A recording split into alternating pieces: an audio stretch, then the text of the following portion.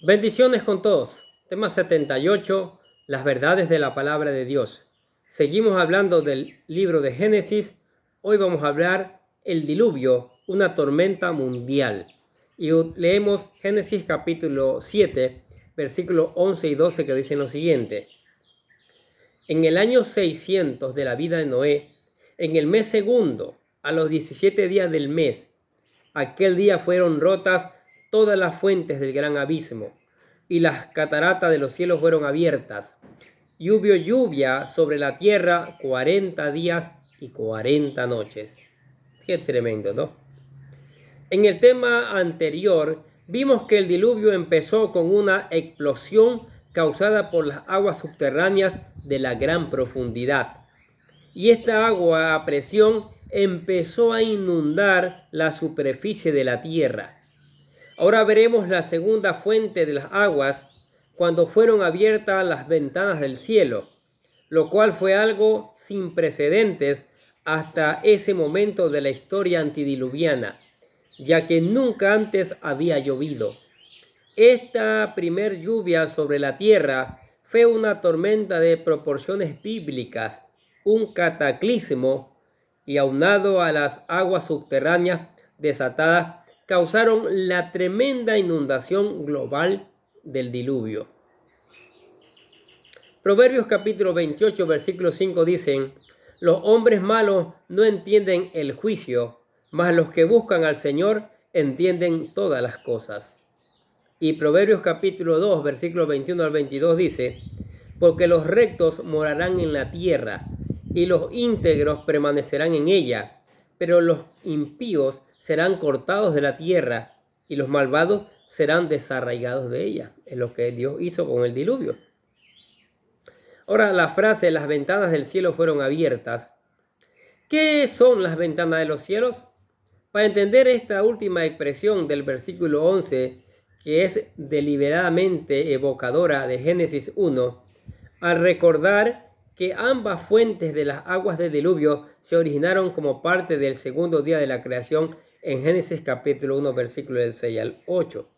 Cuando la superficie de la tierra estaba cubierta de agua, lo que implica es que el diluvio fusiona las aguas que se encontraban por encima y por debajo del firmamento para acabar con la corrupción de la tierra, al cubrir su superficie con agua una vez, trayendo al mundo de vuelta a como estaba al principio de la creación. Sin embargo, este nuevo comienzo iniciará con solo un remanente de humanos y animales que se encontraban seguros en el arca. Génesis capítulo 1, versículos 6 al 8 dicen: luego dijo Dios: haya un firmamento en medio de las aguas, para que separe las aguas de las aguas. E hizo Dios un firmamento que separó las aguas que estaban debajo del firmamento de las aguas que estaban sobre el firmamento. Y fue así. El firmamento llamó Dios cielos, y fue la tarde y la mañana del segundo día. Segunda de Pedro capítulo 2 versículo 5 dice: tampoco perdonó al mundo antiguo, sino que guardó a Noé, un predicador de justicia, con otros 7, cuando trajo el diluvio sobre el mundo de los impíos. Cuando el Creador separa las aguas que están sobre la superficie de la tierra, coloca parte de las aguas por encima y por otra parte por debajo del firmamento. Además, la Biblia nos dice que el firmamento es llamado cielos porque incluye el firmamento abierto en donde vuelan las aves, Génesis 1:20, y el firmamento donde está el sol, la luna y las estrellas, Génesis capítulo 1, versículo 14 al 15, y también Daniel capítulo 12, versículo 3. Y al tercer cielo, que es una dimensión espiritual que no vemos, donde habita el Señor y sus ángeles.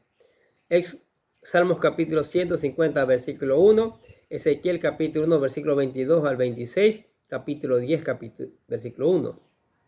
Por lo que las aguas que cayeron en forma de lluvia durante el diluvio provenían de las aguas que estaban por encima de los cielos o firmamento. Lo que las escrituras nos están diciendo es que las abundantes aguas del diluvio estaban más allá del firmamento visible y físico que conocemos. Entendemos que se encontraban en una dimensión espiritual, en el mismo tercer cielo en donde está el trono de Dios. Segunda de Corintios capítulo 12, versículo 2. Como lo explicamos en nuestro tema de Génesis capítulo 7, versículo 4 al 5, la cuenta regresiva para el diluvio. Pero, ¿cómo es que estas aguas sobre el firmamento que estaban en otra dimensión pudieron regresar a la tierra durante el diluvio? Salmos capítulo 148, versículos del 4 al 5 dicen: Alábenle, cielo de los cielos, y las aguas que están sobre los cielos. Alábenle el nombre del Señor, porque Él mandó y fueron creados. Y el Salmo 151 dice: Aleluya, alaben a Dios en su santuario, alábenlo en su poderoso firmamento. Y Salmos capítulo 104, versículo 3 dice: que establece sus aposentos entre las aguas, el que pone las nubes por su coraza, el que anda sobre las alas del viento.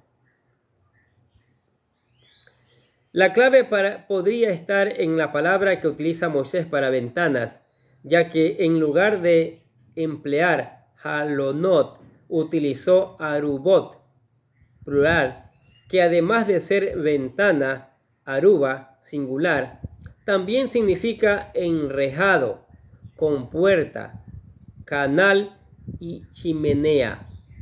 Oseas capítulo 13, versículo 3.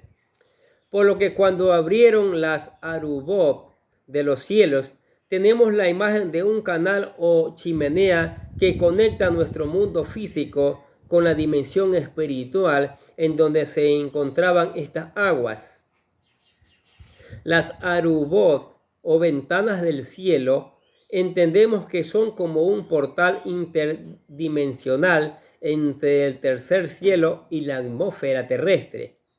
Y cuando estas compuertas fueron abiertas, las aguas fluyeron como lluvia a través de este enrejado, cayendo sobre toda la superficie de la tierra durante 40 días, hasta Génesis capítulo 8, versículo 2, cuando las arubot fueron cerradas y se detuvo la lluvia del cielo.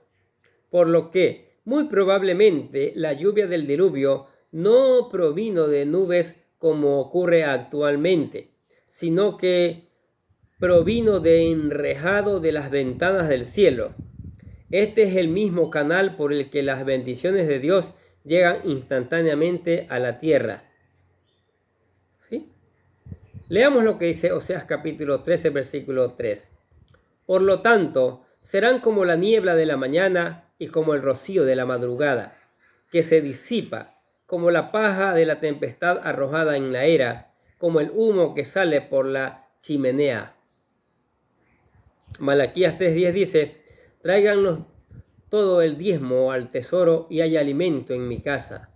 Prueben en todo esto, ha dicho el Señor de los ejércitos, si no os abriré las ventanas arubot de los cielos y vaciaré sobre ustedes las bendiciones hasta que sobreabunde. Interesante, ¿no es cierto?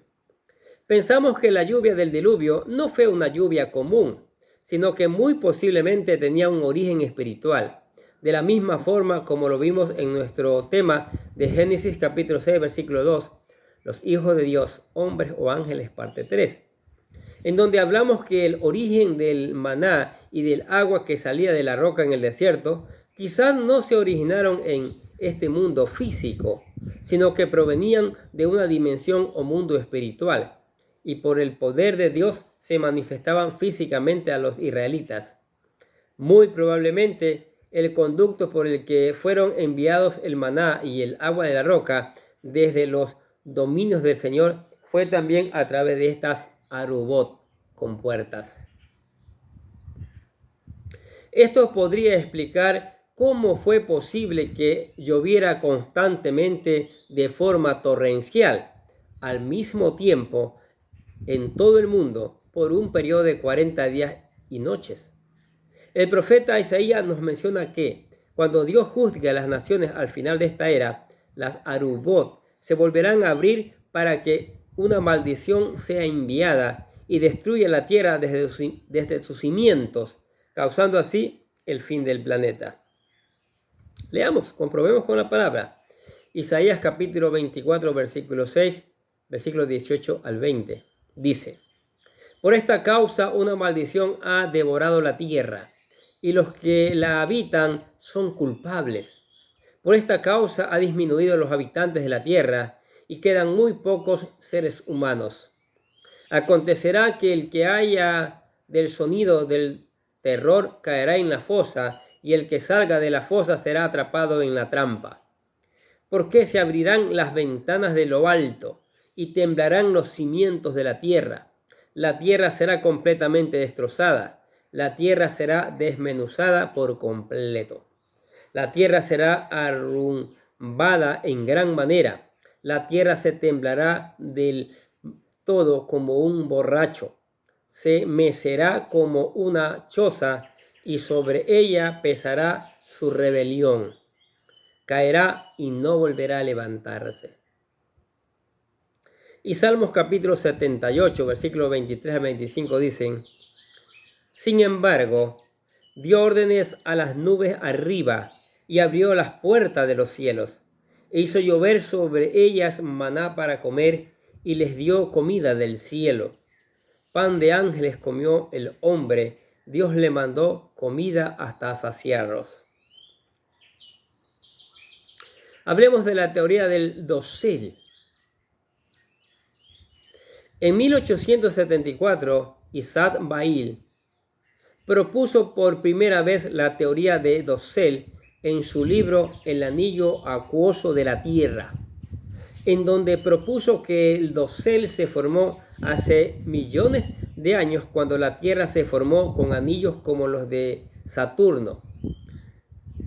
En esta teoría, la Tierra estaba rodeada por una masa en forma de dona o anillo de hielo que no cubría los polos, a la que llamó firmamento.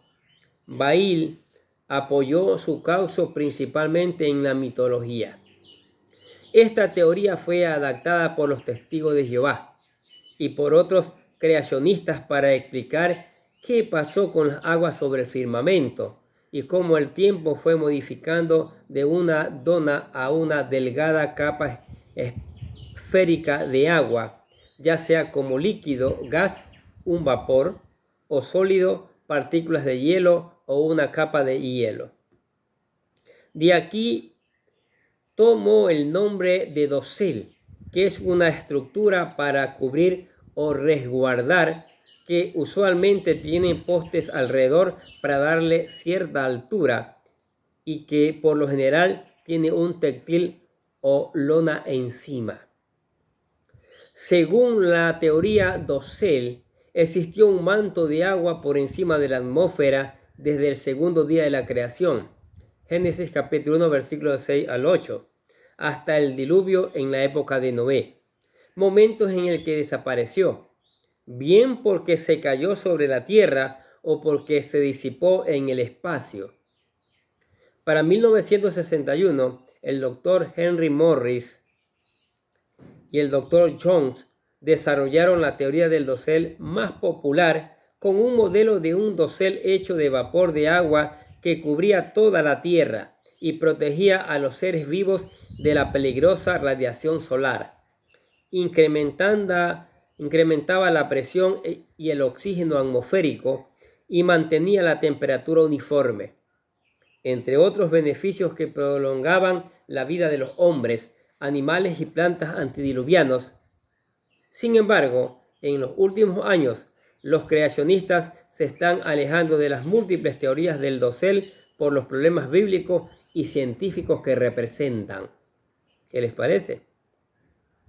Como explicamos, las escrituras nos dicen que el firmamento se extiende más allá de la atmósfera terrestre y visible, por lo que el argumento de una capa de agua en la parte superior de la atmósfera va en contra de lo que la Biblia dice.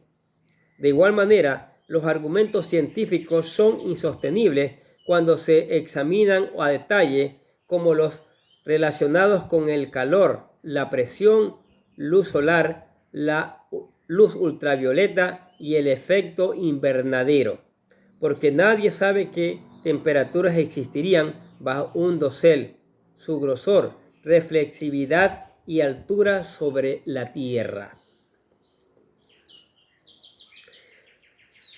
Por ejemplo, si el dosel fue una capa de hielo, impediría gran parte del paso de la luz del sol y no se pondría a ver las estrellas por la opacidad del hielo. Si el dosel fuera de una agua líquida, la presión atmosférica se incrementaría al doble, haciendo que el oxígeno y el nitrógeno fueran tóxicos para respirarse. Por eso, se propuso que el dosel fuera de vapor de agua, pero para ello se requería que el vapor estuviera por encima de los 100 grados centígrados para que no se condensara y este calor se radiara sobre la superficie de la tierra y la vida no sobreviviría. Mire, dice Salmos 19:1, los cielos proclaman la gloria de Dios y el firmamento revela la obra de sus manos. No es como dice la ciencia. Y Jeremías capítulo 10, versículo 2 dice, Él es el que hizo la tierra con su poder, el que estableció el mundo con su sabiduría y con su inteligencia extendió los cielos. ¿Qué les parece? Tantas mentiras, tantas teorías. ¿Por qué no creer en la palabra? ¿Por qué no creer que nos lleva a creer en Dios? Que nos habla de la vida eterna, de la salvación. Ahora, vamos al versículo 12 donde dice, y la lluvia estuvo sobre la tierra 40 días y 40 noches. Este versículo da cumplimiento a la profecía que el Señor hizo en Génesis 7:14 y demuestra que la lluvia fue un fenómeno enviado por el Creador y no un evento provocado por la naturaleza. Porque según estimaciones científicas modernas, si todo el vapor de agua que se encuentra en nuestra atmósfera actual cayera en forma de lluvia, la superficie de la Tierra se cubriría con una profundidad promedio de menos de 2 pulgadas. Con esto corroboramos que el agua del diluvio no provino solamente de la atmósfera terrestre moderna ni antediluviana.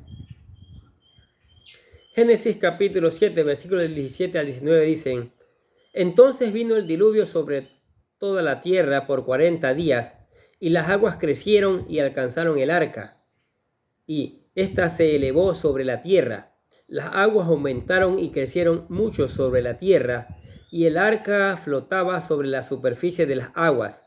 Las aguas continuaron aumentando más y más sobre la tierra, y fueron cubiertos todos los altos montes que hay debajo de todos los cielos. Dice, y la lluvia estuvo sobre la tierra. Claramente, Moisés nos dice el tipo de lluvia del diluvio. Está descrita por la palabra Geshem, que no se refiere a una lluvia común y corriente, porque no utilizó la palabra matar, que se refiere a la lluvia de temporada para ayudar con las cosechas. Deuteronomio capítulo 28, versículo 12, capítulo 32, versículo 2 y Job capítulo 5, versículo 10.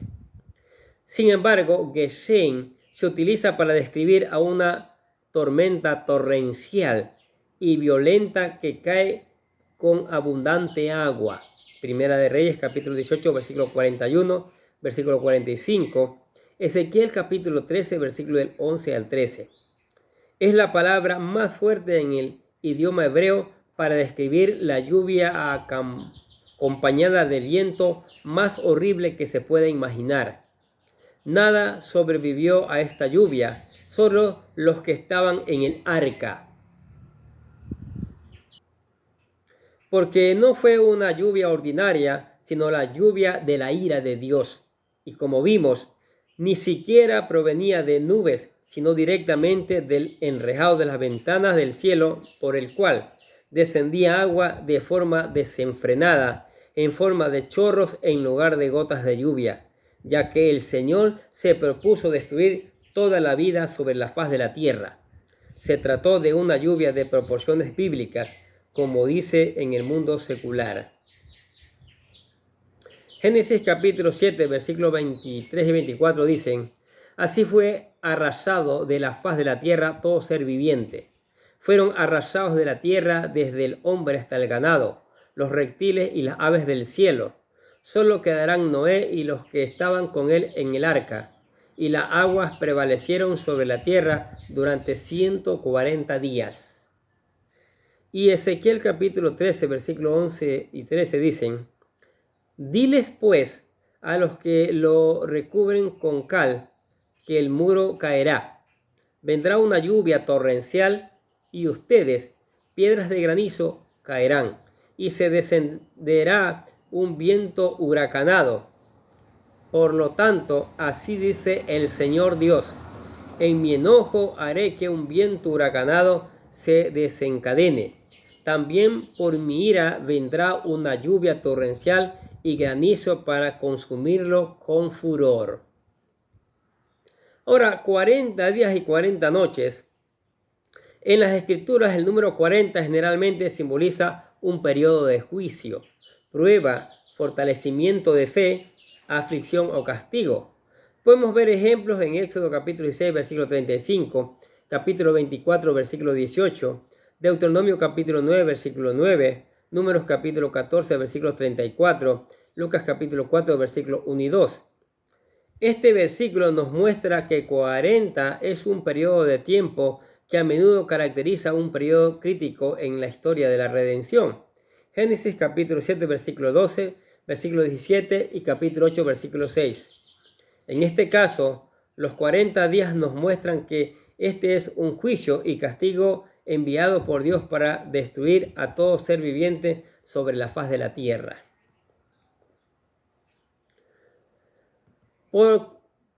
Porque considere que fue una lluvia torrencial con vientos huracanados que cayó al mismo tiempo en todas partes del mundo a la vez, y necesariamente sin disminuir en intensidad o sin parar, de día y de noche durante casi 6 semanas, lo cual es imposible con las condiciones atmosféricas que conocemos hoy en día, y muy probablemente tampoco era posible con las condiciones antediluvianas, a menos que las ventanas de los cielos fueran abiertas.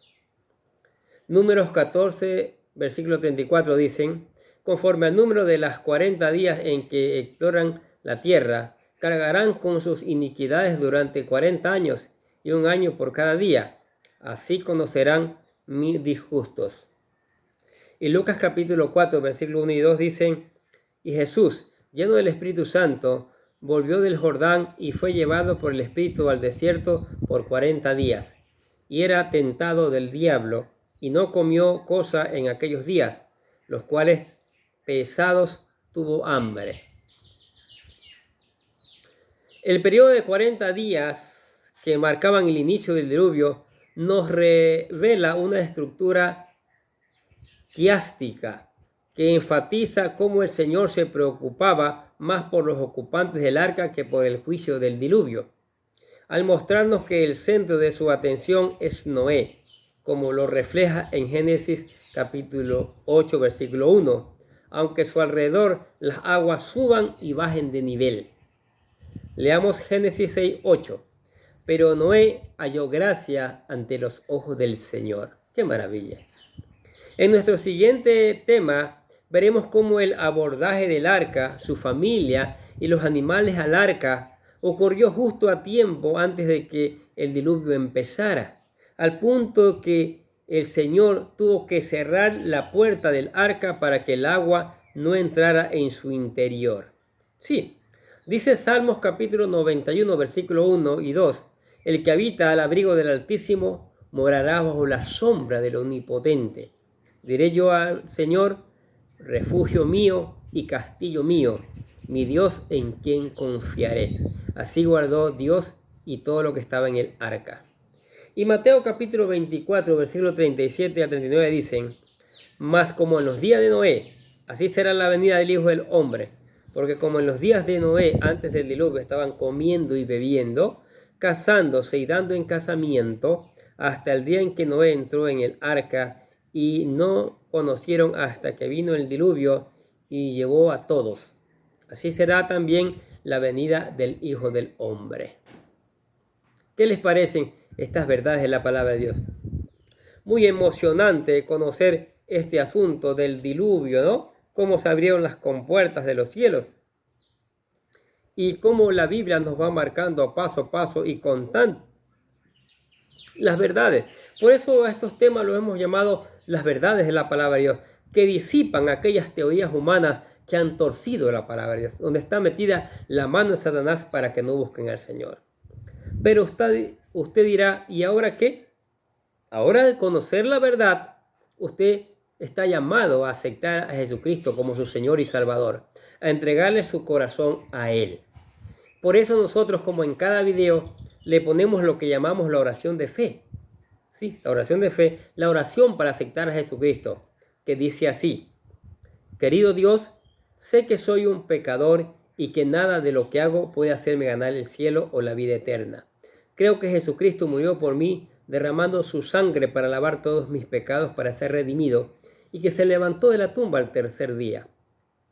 Ahora mismo lo recibo como mi Salvador personal, confiando solamente en Él como mi único camino al cielo.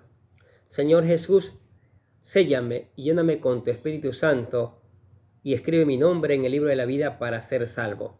Y decimos gracias, amado Padre Celestial, por regalarme la vida eterna. ¿Aceptó a Cristo?